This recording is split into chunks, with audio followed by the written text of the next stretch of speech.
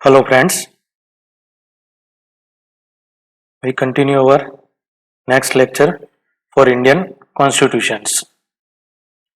તો યુનિટ 2 જે છે આપણો એ છે historical perspective of the constitution of India. મતલબ કે ભારતીય બંધારણનો જે ઇતિહાસ છે બરોબર છે એ શું છે એના વિશે આપણે આ ચેપ્ટરની અંદર જાણીશું કે કંપની શાસન દરમિયાન, બ્રિટિશ રાજ દરમિયાન કે ભારતના બંધારણ કઈ રીતે તૈયાર થયું અને એમાં કયા કયા ચેન્જીસ થયા છે એ વસ્તુ આપણે આ ચેપ્ટરની અંદર જોઈશું. તો એની અંદર આપણે મેઇનલી જે સ્ટડી કરવાના છે ટોપિક્સ એ આ છે history of development of the constitution in India. બરોબર છે કે ભારતના બંધારણમાં વિકાસનો જે ઇતિહાસ છે એ શું છે. તો એ ઇતિહાસને જે મેઇનલી 3 પાર્ટમાં ડિવાઈડ કરેલો છે. એમાં એક આ ફર્સ્ટ છે constitutional development during the companies rules કે કંપનીના શાસન દરમિયાન બંધારણીય વિકાસ. તો એના અંદર જે છે કંપનીના શાસન દરમિયાન કયા કયા કાયદાઓ બનાવવામાં આવ્યા. તો રેગ્યુલેટિંગ એક્ટ 1773, એમાં સુધારો કરવામાં આવ્યો એમેન્ડમેન્ટ એક્ટ અથવા એક્ટ ઓફ સેટલમેન્ટ 1781, પછી છે Pitt's India act 1784, amendment act 1786, પછી 4 ચાર્ટર એક્ટ છે. ચાર્ટર એક્ટ 1793, 1813, 1833 અને 1853. સેકન્ડ જે છે constitutional development during the rule of the British crown કે આપણે જાણીએ છીએ કે 1857ના વિપ્લવ પછી જે કંપનીનું શાસન હતું એ પૂરું કરવામાં આવ્યું અને 1858 થી લઈને 1947 સુધી બ્રિટિશ મતલબ કે બ્રિટિશ શાસન મતલબ બ્રિટિશની જે પણ રાણી છે અથવા રાજા છે એના થ્રુ જ બધું હેન્ડલિંગ થવા લાગ્યું. એ 1857ના વિપ્લવ પહેલા રાણી પહેલા કંપની દ્વારા બધું કંટ્રોલિંગ થતું હતું ઇન્ડિયાની અંદર. તેના અંદર કયા કયા કાયદા બનાવવામાં આવ્યા તે છે the India government act 1858, the counselling of India અથવા ઇન્ડિયન કાઉન્સિલિંગ એક્ટ 1861, પછી છે Indian counselling act 1892, 1909, the Indian government act 1919, Simon commission 1927, communal award 1932, ધ ઇન્ડિયન ગવર્મેન્ટ એક્ટ 1935, ઓગસ્ટ રેઝોલ્યુશન્સ 1940, ક્રિપ્સ મિશન 1942, રાજગોપાલાચાર્ય 1944, વેવલ સ્કીમ અથવા સિમલા સંમેલન 1945, કેબિનેટ મિશન 1946, એટલી add means કે એટલીની જે જાહેરાત હતી 1947, formation of temporary government, Mountbatten scheme 3 જૂન 1947 અને લાસ્ટમાં છે ઇન્ડિયા ઇન્ડિપેન્ડન્સ એક્ટ 1947. તો આ બધા ટોપિક જે છે આપણે આ ચેપ્ટરની અંદર સ્ટડી કરીશું. તેમાં ફર્સ્ટ જે છે આપણું history development of the constitution in India means કે ભારતમાં બંધારણીય વિકાસનો ઇતિહાસ. તો જે છે ઇતિહાસ એને 3 ભાગની અંદર વહેંચવામાં આવેલો છે. બરોબર છે. ફર્સ્ટ કે constitution development during the rule of the કંપનીના શાસન દરમિયાન ભારતમાં બંધારણીય વિકાસ. બીજો છે constitutional development during the rule of the British crown કે બ્રિટિશ તાજ અથવા રાજા અથવા રાણી મતલબ કે બ્રિટિશની સંસદ દરમિયાન અથવા બ્રિટિશના સંસદના તો બ્રિટિશ તાજના શાસન દરમિયાન ભારતનો બંધારણીય વિકાસ. અને ત્રીજું જે છે constitution of India after independence day. તો આફ્ટર ઇન્ડિપેન્ડન્સ મીન્સ કે આઝાદી પછી ભારતનો બંધારણનો વિકાસ. એ આપણે બધા જાણીએ છીએ કે આઝાદી પછી જ્યારે આપણે 1947માં આઝાદી આપી દેવામાં આવી તો એ આઝાદી પછી આપણને બરોબર છે તો એ જે આપણે ડોક્ટર બાબા સાહેબ આંબેડકરે જે આપણું બંધારણ લખ્યું અને અમલમાં મૂકવામાં આવ્યું 26 જાન્યુઆરી 1950માં. બરોબર છે. તો એના પછી જે પણ બંધારણમાં સુધારા થયા છે ડે બાય ડે ત્યારથી લઈને અત્યાર સુધી કે લેટેસ્ટમાં આપણે હમણાં જોઈએ, બરોબર છે, તો લાસ્ટ જે આપણો સુધારો જાણીએ છીએ કે આપણે બધા જાણીએ કે 370ની કલમ કાશ્મીરમાંથી દૂર કરવામાં આવી, તો ત્યાં સુધીનો જે પણ છે એ બધું જ કોન્સ્ટિટ્યુશન ઓફ ઇન્ડિયા આફ્ટર ઇન્ડિપેન્ડન્સમાં આવશે કે આઝાદી પછી ભારતના બંધારણનો વિકાસ અથવા એનું ઘડતર. તો આ ચેપ્ટરની અંદર તમારે થર્ડ જે યુનિટ છે એ સ્ટડી કરવાનો નથી.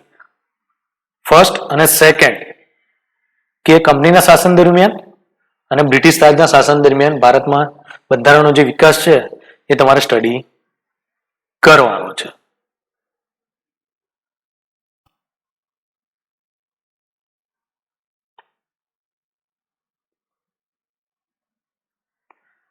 તો જોઈએ આપણે ફર્સ્ટલી કે કંપનીના શાસન દરમિયાન બંધારણીય વિકાસ.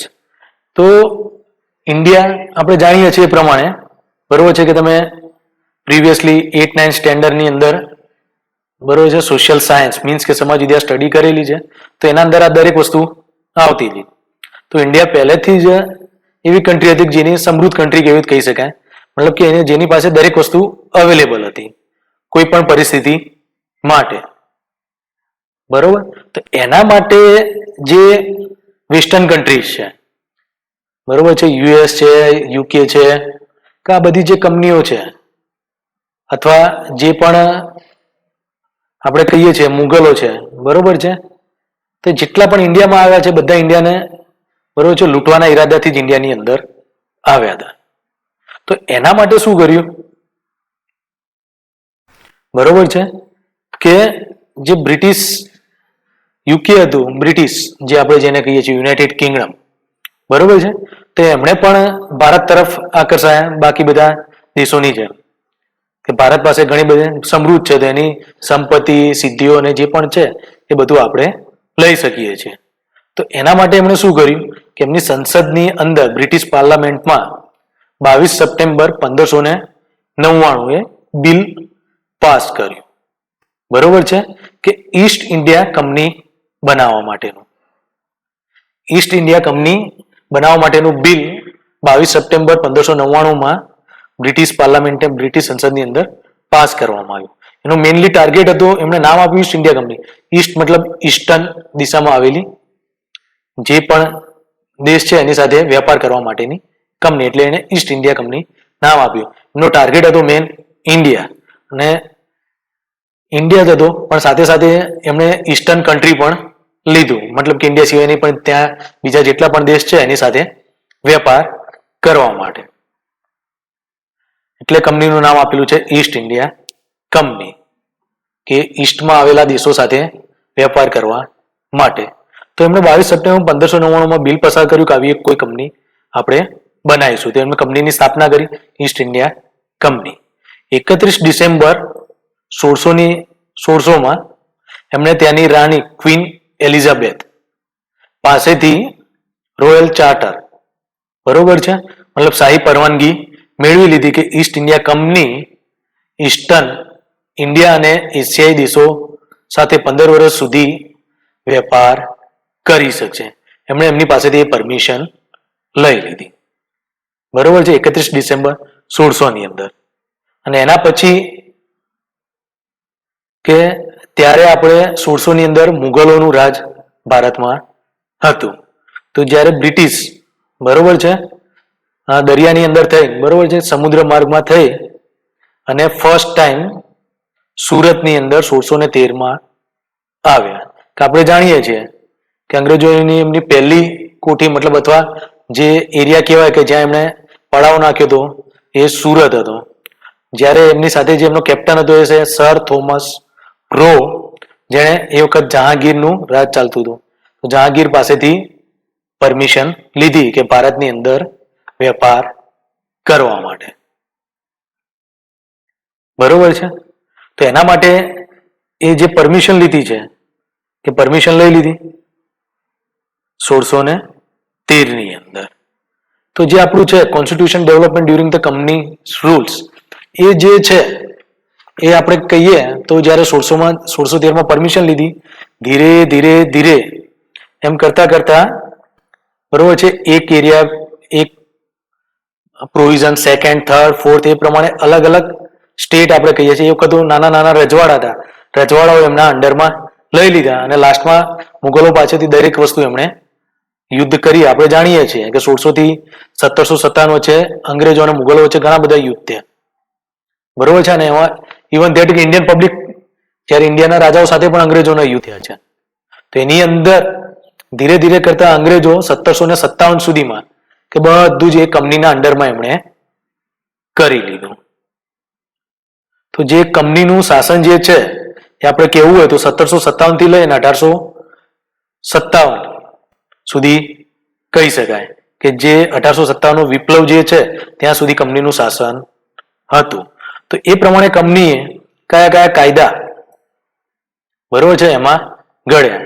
આ ફિગર ઉપરથી આપણે ઇઝીલી સમજી શકીએ છીએ કે 1613 પછી, બરોબર છે, કે એમનો જે મેઇન ટાર્ગેટ હતો કે મુંબઈ, મદ્રાસ અને બેંગલ અને કલકત્તા, આ 4 જે સ્ટેટ હતા મેઇનલી, કે ત્યાં એમની વેપારી સંસ્થાઓ ઊભી કરવાની. આ જો એ સંસ્થાઓ ઊભી કરી તે એ સંસ્થાઓને મુગલ શાસન હતું તો એમની પાસેથી લાયસન્સ લીધું અને ધીરે ધીરે દરેક વસ્તુ એમના હસ્તક કંપની કરતી ગઈ. કંપની જે છે એ હાઉસ ઓફ એમ્પેરિયર, બરોબર છે, કે ડાયરેક્ટલી એમને જ રિપોર્ટ કરતા, સમ્રાટ રાજા એમનો જે હતો, બરોબર છે. અને પાર્લામેન્ટની અંદર રાજાનું એક અલગથી જ સ્થાન આપેલું હતું બ્રિટિશ પાર્લામેન્ટ સંસદની અંદર. તો બ્રિટિશ સંસદમાં હાઉસ ઓફ કોમન્સ પણ હતા અને હાઉસ ઓફ લોર્ડ્સ. કોમન્સ મતલબ કે આપણે જે ચૂંટણી દ્વારા નક્કી કરીએ છીએ અને જે નક્કી કરેલા સભ્યો છે જેમને નિમણૂક કરે છે, બરોબર છે. કે ફોર એક્ઝામ્પલ કે આપણે ભાજપને કે કોંગ્રેસને વોટ આપીએ છીએ પણ એમને જે પ્રેસિડેન્ટ્સ હોય છે એ બધા પાર્ટી નક્કી કરે છે કે ચીફ મિનિસ્ટર કે પ્રાઇમ મિનિસ્ટર કોણ બનશે. તો એ બધા કહેવાય હાઉસ ઓફ લોર્ડ્સ. તો આ બ્રિટિશ પાર્લામેન્ટનો એક ફંડા હતો. એમનો જે પહેલો નિયમ જે કે 1757 ની અંદર એ બધું કંપનીના અંડરમાં થઈ ગયું અને કંપનીની ઈચ્છા થાય એ પ્રમાણે દરેક કામ કરે છે તેથી આખા ઇન્ડિયાની અંદર. તો કંપનીને લાગ્યું કે આમાં કંઈ થોડા બધા ચેન્જીસ કરવાની જરૂર છે. તો એમણે પહેલો જે કાયદો બનાવ્યો એ કહેવાય છે રેગ્યુલેટિંગ એક્ટ 1773. તો આ રૂલ્સ અંતર્ગત, બરોબર છે, કે આ જે રૂલ્સ જે છે કે રેગ્યુલેટિંગ એક્ટ કે નિયામક ધારો 1773, તો British government introduce a constitution for rule of company in India, કે ફર્સ્ટ ટાઈમ, બરોબર છે. 1757 થી કંપનીના અંડરમાં તો હતું જ આખું ઇન્ડિયા, પણ એમણે 1773 ફર્સ્ટ ટાઈમ, બરોબર છે, કે એક કાયદો બનાવ્યો ભારતમાં પહેલી વાર કે કંપનીના શાસન કરવા માટે, કે એક લિખિત બંધારણ એમણે રજૂઆત કરી કે જેનાથી સેન્ટ્રલ મતલબ સેન્ટ્રલ કેન્દ્રીય વહીવટનો પાયો નખાયો. આપણે કહીએ છીએ કે lead the foundation of central administration, મતલબ કેન્દ્રીય વહીવટનો બેઝ ત્યાં મુકાઈ ગયો હતો. અને આ જે એક્ટ જે છે, બરોબર છે, એ આ કાયદાથી કંપનીના શાસન પર બ્રિટિશ સંસદીય નિયંત્રણની શરૂઆત થઈ. કે રેગ્યુલેટિંગ એક્ટ જે છે કે ત્યાં એના પહેલા કંપની પોતાની રીતે વર્ક કરતી હતી ઇન્ડિયાની અંદર, પણ આ કાયદો આવવાથી જે બ્રિટિશ પાર્લામેન્ટ જે છે, બ્રિટિશ પાર્લામેન્ટનું કંપની ઉપર વર્ચસ્વ થઈ ગયું કે બ્રિટિશ પાર્લામેન્ટ કે એ પ્રમાણે જ કંપનીને કરવાનું. પણ આ કાયદા પહેલા કંપની પોતાની ઈચ્છા પ્રમાણે જ વર્ક કરતી હતી, બરોબર છે. તો એનું જે મેઇન પ્રોવિઝન જે છે કે આ કાયદાની અંદર, મતલબ કે એમની જે જોગવાઈઓ હતી મેઇનલી, તો ફર્સ્ટ જે છે કે ગવર્નર ઓફ બેંગલ,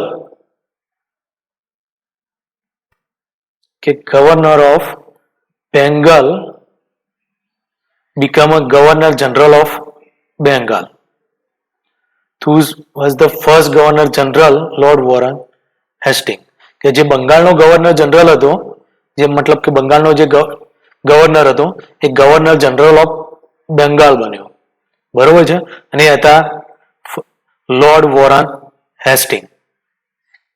કે Bengal first governor general of Bengal કોઈ પૂછે તો એ હતા લોર્ડ વોરન હેસ્ટિંગ. એ ખાસ ધ્યાન રાખજો. તો એની અંદર બીજું શું હતું એની જોગવાઈઓની અંદર કે ગવર્નર જનરલને મદદ કરવા માટે 4 મેમ્બરની એક કાઉન્સિલિંગ પરિષદ બનાવવામાં આવી. બરોબર છે કે કલકત્તા, મદ્રાસ અને મુંબઈ ને પણ સાથે સાથે જે પણ કાયદા બનાવે છે એ કાયદા બનાવવા માટે બરોબર છે કે એને પાવર અથવા એને મદદ કરવા માટે આ 4 સભ્યો નીમવામાં આવ્યા અને એને પાવર આપવામાં આવ્યો. કે ગવર્નર જનરલની મેં વાત કરી પણ કે સહાયતા માટે 4 સભ્યોવાળી એક પરિષદ બનાવવામાં આવી. બરોબર છે. અને એમાં એક જે છે 4માંથી એક પદ મતલબ કે જે છે કોનું રહેવું જોઈએ? સેક્રેટરીનું રહેશે. 4માંથી એક મુખ્ય રહેશે અને બાકીના 3 એના કો મેમ્બર રહેશે. અને જેના અંડરમાં મદ્રાસ, મુંબઈ અને કલકત્તા પણ આવશે. મીન્સ કે બંગાળના અંડરમાં જ આ 3 વસ્તુ આવશે.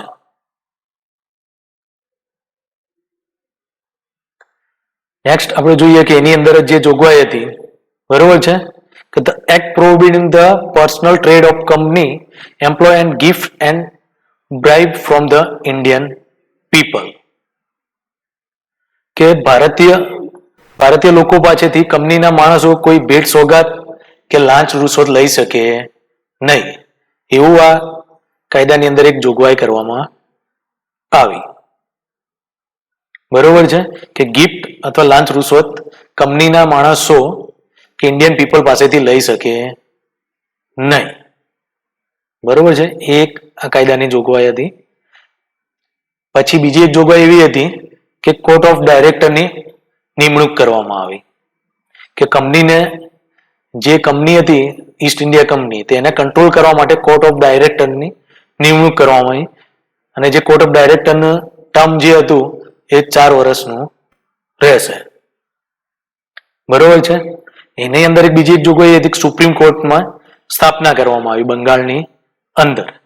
કે સુપ્રીમ કોર્ટની સ્થાપના કરવામાં આવી કે જેમાં મેઇનલી 4 જસ્ટિસ હોય છે. એક મેઇન ચીફ જસ્ટિસ અને 3 અધર જજ આપવામાં આવ્યા હતા. સાથે સાથે બંગાળ, બિહાર અને ઓડિશા તેના ન્યાય ક્ષેત્ર અંતર્ગત મતલબ ઇમ્પાવર ટુ પ્રોસ્ટિટ્યુટ ધ કંપની એમ્પ્લોય. બરોબર છે. તેમાં કંપનીના કર્મચારીઓ વિરુદ્ધ ભારતમાં કેસ કરવાની પણ સત્તા આપી. બેંગાલ, બિહાર અને ઓડિશા જે હતા અને કલકત્તા તો કે એની અંદર કે કંપનીઓ કર્મચારી વિરુદ્ધ ભારતની અંદર પણ તમે કેસ કરી શકો છો. એ પણ આ કાયદાની અંદર એક જોગવાઈ કરવામાં આવેલી હતી. અને સાથે સાથે મુંબઈ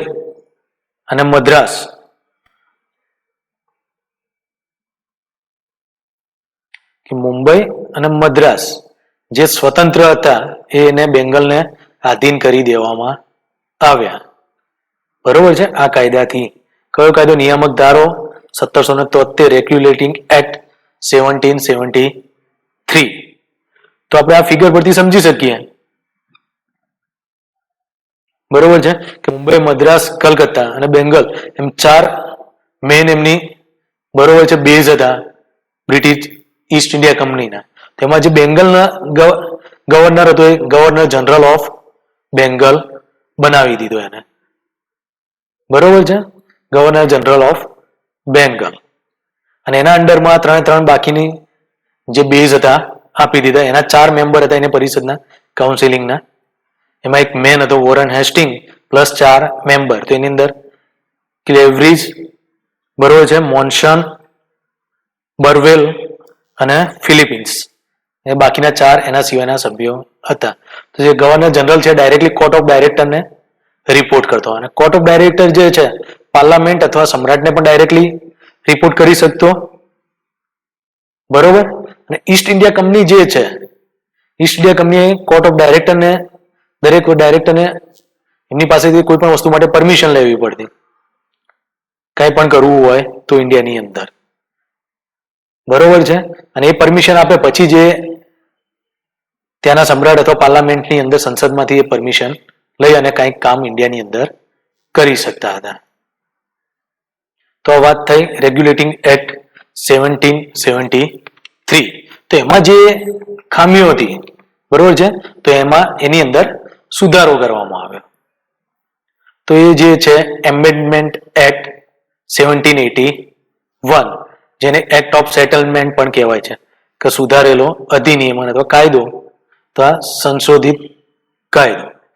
તો એની અંદર જે જોગવાઈ છે, બરોબર છે, એ બે વસ્તુ આપવામાં આવી હતી કે it was directed to respect the social and religious customs of the India when and acting and implementing the law. કે જ્યારે કે ભારતની અંદર કોઈ પણ કાયદો બનાવવામાં આવે અથવા લાગુ કરવામાં આવે તો એ કાયદો ભારતના પબ્લિક જે છે સોશિયલ અને રિલિજિયસ, સામાજિક અને ધાર્મિક રીતિ રિવાજોને દુભાવે નહીં અથવા એમનું સન્માન થાય, બરોબર છે, એ રીતે જ એને લાગુ કરવાનો અથવા બનાવવાનો, એવું એક જોગવાઈ કરવામાં આવી, બરોબર છે. અને સુપ્રીમ કોર્ટ જે છે, બરોબર છે, એ કંપનીના કોઈ પણ એમ્પ્લોય ઉપર એક્શન લઈ શકે નહીં જ્યારે ક્યારે કેવા સંજોગોમાં કે જ્યારે એ પોતે ગવર્મેન્ટ ઓફિસર અથવા ટેક્સ ઓફિસર તરીકે એને કોઈ પણ કાર્ય કરેલું હોય, એવા સંજોગોમાં સુપ્રીમ કોર્ટ એ એમ્પ્લોય પર કોઈ એક્શન લઈ શકતી નથી.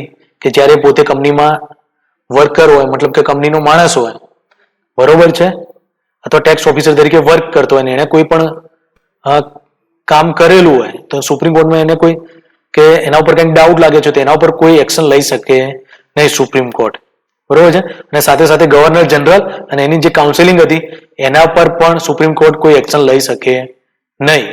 એ પણ આ કાયદાની અંદર એક જોગવાઈ કરવામાં આવી હતી, જે 1773 હતો એને સુધારીને 1781માં આ પ્રમાણે રજૂ કરવામાં આવ્યો. નેક્સ્ટ જે એક્ટ છે પિટ્સ ઇન્ડિયા એક્ટ, કે પિટનો ધારો પણ જેને કહેવાય છે, બરોબર છે.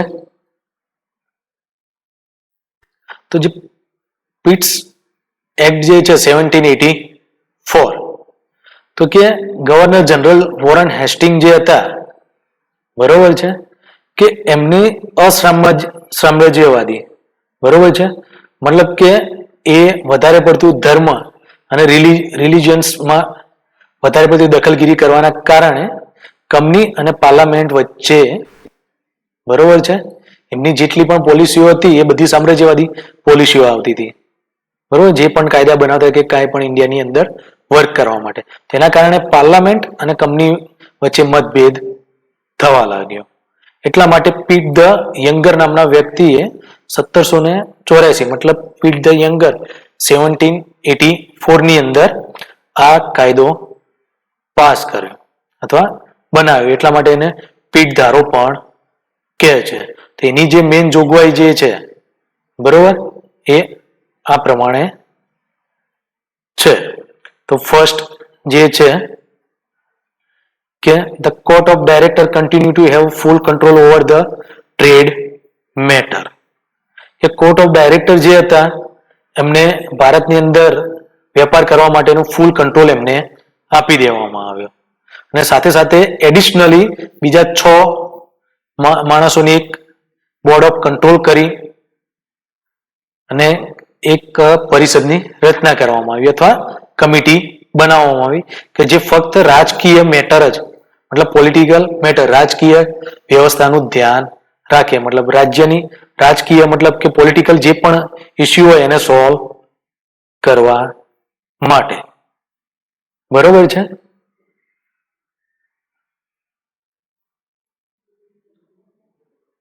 એની અંદર બીજી એક વસ્તુ એ હતી કે board of control was given full control over all civil, military and revenue right in British occupy India. કે બ્રિટિશ અધિકૃત ઇન્ડિયાના જેટલા પણ પ્રદેશો છે એ દરેકની અંદર બધા નાગરિક સૈન્ય અને મહેસૂલ અધિકારો, રેવન્યુ રાઇટ્સ અધિકારો પર બોર્ડ ઓફ કંટ્રોલને પૂર્ણ નિયંત્રણ અથવા ફૂલ કંટ્રોલ આપવામાં આવ્યો.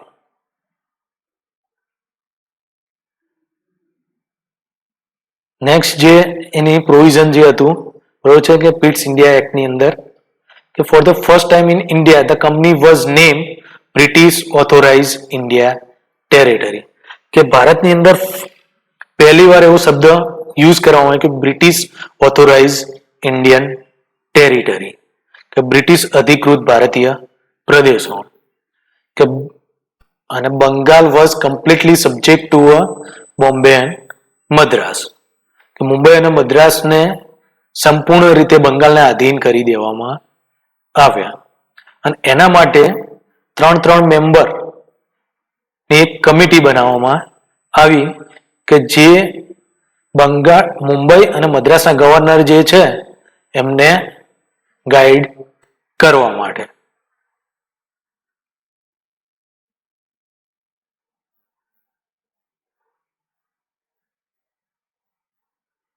નેક્સ્ટ જે છે એની અંદર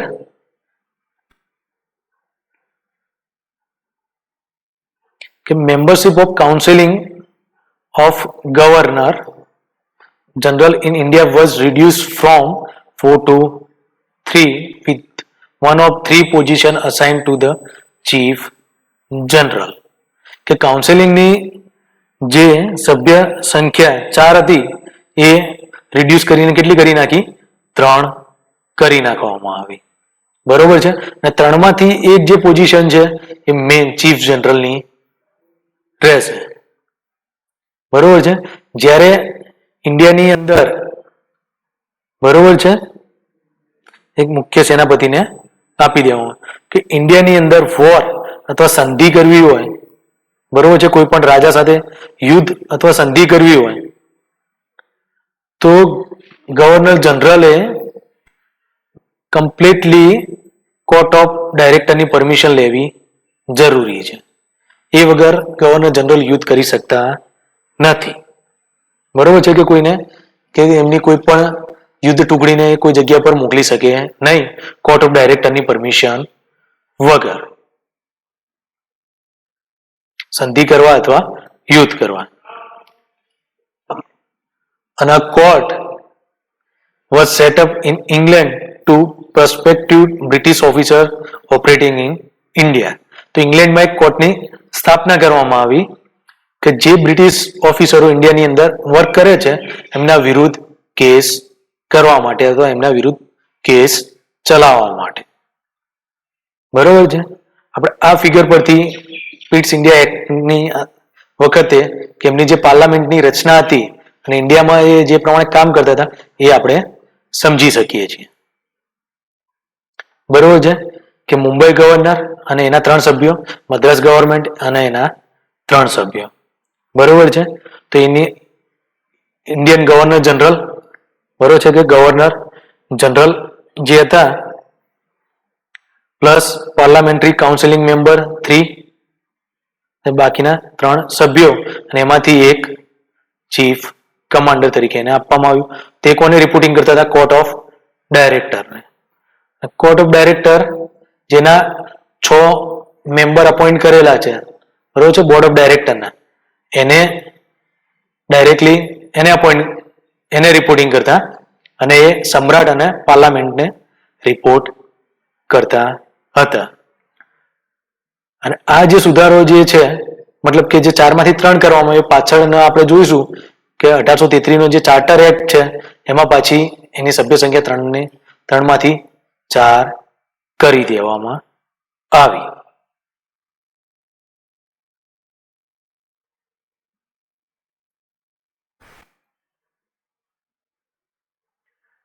બરોબર છે. તો એનો જે સુધારો છે Pitt's India act, amendment act 1786, બરોબર છે.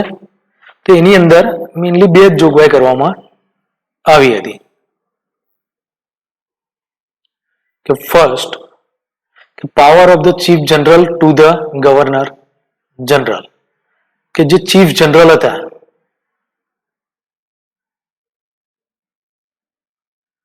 બરોબર છે, જે ચીફ જનરલ હતા કે 3માંથી એક સભ્ય ચીફ જનરલ કહેવાતો, એને હવે કહેવામાં આવ્યું ગવર્નર જનરલ તરીકે ઓળખવામાં આવે અને એને સંપૂર્ણ સત્તા આપી દેવામાં આવી કે ગવર્નર જનરલ નો જે પાવર હતો એ કાઉન્સિલિંગ ને ગમે ત્યારે મતલબ પરિષદને ગમે ત્યારે બરખાસ્ત પણ કરી શકે છે અને એનો કોઈ મતલબ સર્ક્યુલર છે અથવા આપણે કહીએ વટહુકમ છે બહાર પાડી અને એને ઇમ્પ્લિમેન્ટ પણ કરી શકે છે. એ બે વસ્તુ પાછળ 1786 ની અંદર એડ કરવામાં આવી. હવે જે છે બાકીના ચાર, બરોબર છે કે કંપનીના શાસન દરમિયાન ઇન્ડિયન કોન્સ્ટિટ્યુશનની જે હિસ્ટ્રી છે એની અંદર હવે 4 ચાર્ટર એક્ટ આવશે. એમાં જે ફર્સ્ટ છે 1793 ચાર્ટર એક્ટ. તો 1793 ચાર્ટર એક્ટ જે છે બરોબર છે, તો એની અંદર આ પ્રમાણે જોગવાઈઓ કરેલી હતી કે જે કંપની છે ઈસ્ટ ઇન્ડિયા કંપની કે બીજું નેક્સ્ટ 20 યર એમણે લાયસન્સ એમનું એક્સટેન્ડ કરાવી લીધું ભારતની અંદર વેપાર કરવા માટે. સાથે સાથે આની અંદર કે જે ત્યાંના પણ જે ઇન્ડિયાની અંદર કામ કરે છે જેટલા પણ બ્રિટિશ અથવા બ્રિટિશ મેમ્બર અથવા ઈસ્ટ ઇન્ડિયા કંપનીના માણસો, તે બધાનું જે સેલરી જે છે ઇન્ડિયન મેનિટરી ફંડમાંથી કે ભારતીય રાજકીય કોષમાંથી આપવાનું ચાલુ કર્યું અથવા ભારતીય મુદ્રા કોષમાં આપવાની શરૂઆત કરી. બરોબર છે. અને જે એમાં એક કન્ડિશન એમણે એડ કરી દીધી કે ગવર્નર જનરલ અથવા એને ગવર્નર કાઉન્સિલિંગ કે ગવર્નર જનરલ બનવા માટે અથવા ગવર્નર જનરલની કાઉન્સિલિંગના મેમ્બર બનવા માટે મિનિમમ તમે ભારતની અંદર 12 વર્ષ અથવા 12 યર 12 વર્ષ રહેલા હોવા જોઈએ. એ પણ આની અંદર એક જોગવાઈ કરવામાં આવી ફર્સ્ટ ચાર્ટર એક્ટની અંદર. સેકન્ડ ચાર્ટર એક્ટ જે છે 1813, બરોબર છે, તો એની અંદર પણ મેનલી બે જ પ્રોવિઝન આપેલા હતા કે જે ઈસ્ટ ઇન્ડિયા કંપની જે છે બરોબર છે કે ઈસ્ટ ઇન્ડિયા કંપનીની જે શાસન હતું બરોબર એ દરેક જગ્યાએ ટર્મિનેટ કરી દીધું. એની મોનોપોલી જે હતી મતલબ શાસન હતું એને ઘટાડી દીધું.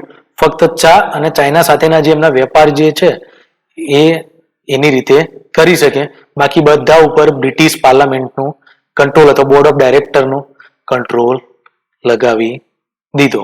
પાર્લામેન્ટ તો ના કહી શકાય પણ બોર્ડ ઓફ ડાયરેક્ટર અથવા બોર્ડ ઓફ કંટ્રોલનો સંપૂર્ણ બરોબર છે કે અધિકાર કરી લીધો. અને સાથે સાથે ક્રિશ્ચિયન ધર્મ બરોબર છે કે એને પ્રચાર કરવાનો પણ ભારતમાં પરમિશન આપવામાં આવી ચાર્ટર એક્ટ 1830 ની અંદર. આ જે ચાર્ટર એક્ટ છે 1833 એ મેઇન ચાર્ટર એક્ટ તરીકે માનવામાં આવે છે. એની અંદર નંબર ઓફ લો બનાવવામાં આવે અને નંબર ઓફ ચેન્જીસ કરવામાં આવ્યા. તો ફર્સ્ટલી જે આપણે કહી શકીએ કે પ્રોવિઝન જે એ આ છે કે regulation and directive of full administration in all area of British authorized in India was assigned to the Governor General of India in Counseling of India અથવા ગવર્નર જનરલ ઓફ ઇન્ડિયા પણ કહેવાય કે બ્રિટિશના અંડરમાં અથવા કંપનીના અંડરમાં જેટલા પણ ભારતની અંદર પ્રદેશો હતા એ બધા જે છે બરોબર છે ગવર્નર જનરલ ઓફ ઇન્ડિયાને અંડરમાં આવશે એમ કે જે governor general of India governor general તો બધા જ એના અંડરમાં આવશે. એ આની અંદર એક જોગવાઈ કરવામાં આવે. તો આ કારણથી શું થઈ ગયું કે ગવર્મેન્ટ ઓફ ગવર્નર જનરલ, આના કારણે કે ગવર્મેન્ટ શું કહેવા લાગી ગવર્મેન્ટ ઓફ ઇન્ડિયા તરીકે ઓળખાવા લાગ્યા અથવા ઇન્ડિયન કાઉન્સિલિંગ તરીકે. બરોબર છે કે ગવર્નર જનરલની કાઉન્સિલિંગ અથવા ઇન્ડિયન ગવર્મેન્ટ તરીકે ઓળખાવા લાગ્યા એના જેટલા પણ પ્રદેશો હતા એ.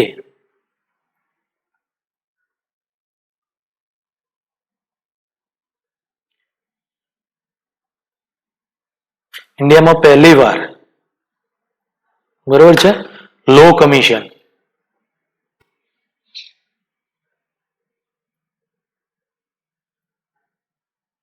ફર્સ્ટ ટાઈમ લો કમિશન નિમાયું.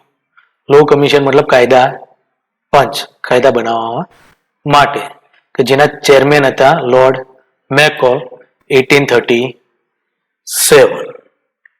બરોબર છે કે ઇન્ડિયાની અંદર ફર્સ્ટ લો કમિશનની સ્થાપના કરવામાં આવી અને એના ચેરમેન અથવા અધ્યક્ષ જે આપણે કહીએ લોર્ડ મેકોલ હતા. મતલબ આપણે જેને કહીએ છીએ આઈપીસી, ઇન્ડિયન પિનલ કોડ, બરોબર છે, એની સ્થાપના કરવામાં આવી. ઇન્ડિયાની અંદર ઇંગ્લિશ એજ્યુકેશન સિસ્ટમ સ્ટાર્ટ કરવામાં આવી. બરોબર છે કે ભારતમાં the government in India became to be centralise in every area, કે ભારતની અંદર સરકારનું દરેક ક્ષેત્રે મતલબ કે જેટલા પણ એરિયા જે છે એને સેન્ટ્રલાઇઝેશન, કેન્દ્રીયકરણ કરવાની શરૂઆત કરી. એવું કહેવું તો કહી શકીએ કે જે ચાર્ટર એક્ટ 1833 જે છે એ સેન્ટ્રલાઇઝિંગ એક્ટ પણ તરીકે આપણે લઈ શકીએ છીએ. ત્યાંથી એને કેન્દ્રીયકરણ કરવાની શરૂઆત કરી. મતલબ કે એક જ જગ્યાએથી આખા ઇન્ડિયાની અંદર શાસન કરવામાં આવશે. કે એના ભાગરૂપે એક આપણે જોઈએ કે બેંગાલ, મુંબઈ, મદ્રાસ, મુંબઈ અને બીજા જેટલા પણ પ્રદેશો જે હતા, બરોબર છે, ગવર્નર જનરલના, એ બધા પ્રદેશો ગવર્નર જનરલના કંટ્રોલમાં મૂકી દેવામાં આવે. એટલા માટે જ કે જે બંગાળનો ગવર્નર જનરલ હતો એ શું બની ગયો? Governor general of India. બંગાળનો ગવર્નર જનરલ જે હતો એ 1833 પછી ગવર્નર જનરલ ઓફ ઇન્ડિયા તરીકે ઓળખાવા લાગ્યો. અને first governor general of India lord William Bentinck હતા. બરોબર છે. ગવર્નર જનરલ ઓફ બંગાળ અલગ છે અને ગવર્નર જનરલ ઓફ ઇન્ડિયા એ પણ અલગ છે. બરોબર છે, એ ખાસ ધ્યાન રાખજો કે એક્ઝામમાં મિક્સ ના થઈ જાય. કે ગવર્નર જનરલ ઓફ ઇન્ડિયા તે પહેલા હતા લોર્ડ વિલિયમ બેન્ટિંગ. બરોબર છે. એની સાથે સાથે જે આની અંદર બીજી જોગવાઈઓ હતી, બરોબર છે, કે કંપનીનું જે શાસન છે ચા અને ચાઇના સાથેનું એ પણ અહીંયા ફિનિશ કરવામાં આવ્યું. ઓબ્લિસ. બરોબર છે. અંગ્રેજો મતલબ બ્રિટિશર એમની ઈચ્છા પ્રમાણે ભારતમાં આવી શકે છે, રહી શકે છે અને ગમે ત્યાં ગમે તે વસ્તુ પરચેસ, જમીન ખરીદી શકે છે કોઈ પણની પરમિશન વગર. બરોબર છે. તો મેઇનલી આ ચાર્ટર એક્ટ 1833 ની ખાસ જોગવાઈ કેવી હોય તો કહી શકાય છે. અને આના ઉપરથી 1833 પછી કંપનીનું શાસન નહીવત થઈ ગયું ઇન્ડિયાની અંદર. બોર્ડ ઓફ ડાયરેક્ટર જ દરેક વસ્તુ સંભાળતા હતા. The counseling was empowered to make law in the Governor General and across India, while the power of Madras, Mumbai was abolished. બરોબર છે કે જે પરિષદ હતી, પરિષદને સંપૂર્ણ ભારતની અંદર કાયદો બનાવવા માટેનો ફૂલ પાવર આપી દીધો, લો બનાવવા માટેનો. અને મુંબઈ અને મદ્રાસની જેટલી પણ સત્તા હતી એને ફિનિશ કરી દીધી. બરોબર છે. તો આની અંદર આ એક વસ્તુ જોગવાઈ કરેલી છે. સાથે સાથે એમણે ઇન્ડિયાની અંદરથી, બરોબર છે, કે મેઇન કહીએ કે સ્લેવ સિસ્ટમ મીન્સ કે દાસ પ્રથા, તો એની પણ નાબૂદી કરી. અંગ્રેજોએ ભારતની અંદર દાસ પ્રથાની નાબૂદી કરી હતી, મતલબ કે એને ફિનિશ કરી દીધી. અને ફરીથી આપણે જે આગળ જોયું, બરોબર છે, કે પીટ્સ ઇન્ડિયા એક્ટની અંદર 4માંથી 3 મેમ્બરની જે કમિટી કરી દીધી હતી એ જ પાછી 3માંથી 4 મેમ્બરની કમિટી બનાવી દીધી ગવર્નર જનરલની. પણ એમાં જે મેમ્બર હતો 4th નંબરનો એ લો એક્સપર્ટ હશે, મતલબ કાયદાનો જાણકાર હોય એ એની અંદર હોય એવો મેમ્બર હોઈ શકે છે અને ફક્ત જ્યારે નવો કોઈ કાયદો બનાવવાનો ત્યારે જ એ પ્રેઝન્ટ રહી શકે, એ વગર ત્યાં એ ઉપસ્થિત રહી શકે નહીં. બરોબર છે. અને લાસ્ટમાં જે છે ચાર્ટર એક્ટ 1853, મતલબ કે જે કંપનીનું શાસનનો અંત કેવો હોય ઈસ્ટ ઇન્ડિયા કંપનીનો, તો આ એના માટેનો લાસ્ટ એક્ટ હતો, ચાર્ટર એક્ટ 1853,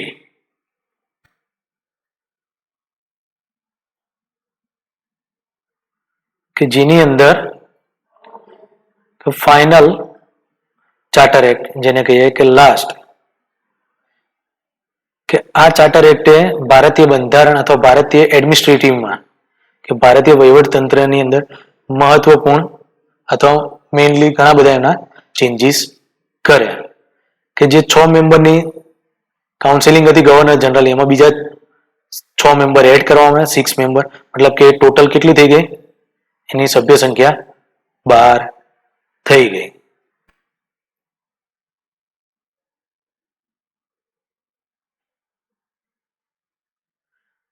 સાથે સાથે ગવર્નર જનરલને એ પણ પાવર આપવામાં આવ્યો કે એના અધિકૃતના જેટલા પણ પ્રદેશો છે તો એમને એમની દેખરેખ માટે લેફ્ટનન્ટ ગવર્નર, તો વાઇસ પ્રેસિડેન્ટનું પણ પદ એ નિમી શકે છે બંગાળ, મુંબઈ, મદ્રાસ, કલકત્તા માટે, કે જે એના અંડરમાં રહીને વર્ક કરે અને એમની દેખરેખ રાખે. બરોબર છે. સાથે સાથે ઇન્ડિયાની અંદર કે જે કોમ્પિટિટિવ એક્ઝામ છે, બરોબર છે, સિવિલ સર્વિસ માટે આઈએએસ ને આઈપીએસ ની ભરતી માટે કોમ્પિટિટિવ એક્ઝામની શરૂઆત કરવામાં આવી. બરોબર છે.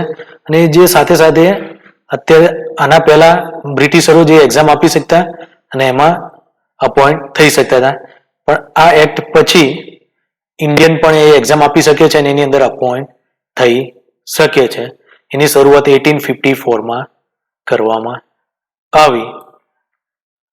આની જે લાસ્ટ જોગવાઈ જે હતી આ એક્ટની, બરોબર છે, કે company was allowed keep the Indian territory subject to as long as parliamentary as in the country, કે ભારતીય પ્રદેશો જેટલા પણ છે કંપનીના અંડરમાં આવેલા એ બ્રિટિશ સંસદ ઈચ્છે ત્યાં સુધી એને આધીન રાખી શકે છે. બરોબર છે. એ પણ આની અંદર એક જોગવાઈ કરવામાં આવી. અને પછી આપણે જાણીએ છીએ કે 1857 વિપ્લવ થયો અને એના પછીના જે ચેન્જીસ જે છે એ છે ભારતની અંદર બ્રિટિશ ક્રાઉન મતલબ કે તાજનું શાસન. તો એ જે તાજનું શાસન છે આપણે નેક્સ્ટ લેક્ચરની અંદર જોઈશું. Thank you.